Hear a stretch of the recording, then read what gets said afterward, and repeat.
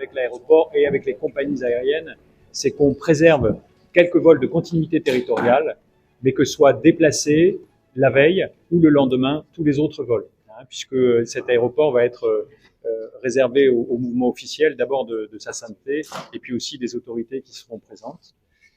Mais j'en profite pour dire aussi d'ailleurs et remercier la façon dont nous faisons ce travail avec les gestionnaires des structures portuaires et aéroportuaires, parce qu'il va y avoir aussi de la part des compagnies maritimes un effort fait pour permettre d'acheminer depuis Bastia vers Ajaccio ou depuis le continent des personnes qui vont venir assister spécialement à l'événement. Voilà, donc c'est encore une logistique qui doit se caler, se finaliser.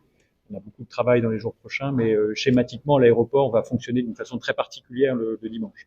Le plan d'eau sera interdit, il sera interdit au mouillage, il sera interdit à la fréquentation pour des raisons de sécurité, d'opérationnalité aussi. Alors toutes ces informations-là, on va les publier à partir de la semaine prochaine pour que chacun sache ce qu'il peut faire et ce qu'il ne doit pas faire. Il ne faudra pas nous en vouloir, c'est le préfet, j'assumerai, ou le préfet maritime en l'espèce, nous assumerons notre responsabilité de dire les impossibilités. Nous le faisons dans un esprit positif, c'est que cet événement se passe de la meilleure façon. Je peux vous dire schématiquement, et n'y voyez aucun esprit ironique, que je pense que l'État, la solidarité nationale, sera le principal contributeur financier à la réussite de cet événement. Je vous ai cité 2000 personnes qui viennent, je vous ai cité des matériels, tout ça va se chiffrer. Je ne veux pas donner un chiffre trop précis, mais c'est plus que plusieurs centaines de milliers d'euros.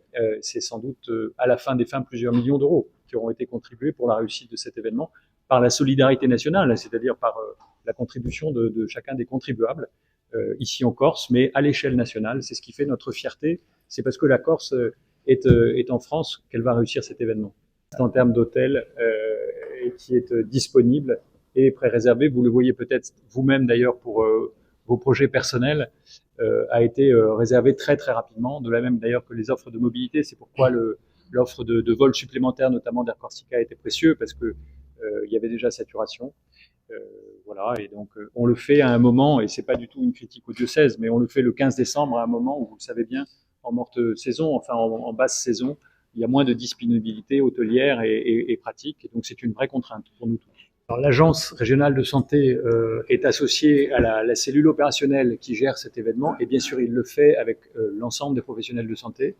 Il y aura aussi de la part du service d'incendie et de secours 2A, mais aussi avec un concours du 2B, une mobilisation forte pour que la problématique des secours et notamment des secours sanitaires soit bien traitée. Dans chacune des zones de centre-ville qui accueilleront beaucoup de public, il y aura des dispositifs particuliers de secours avec les associations agréées de sécurité civile.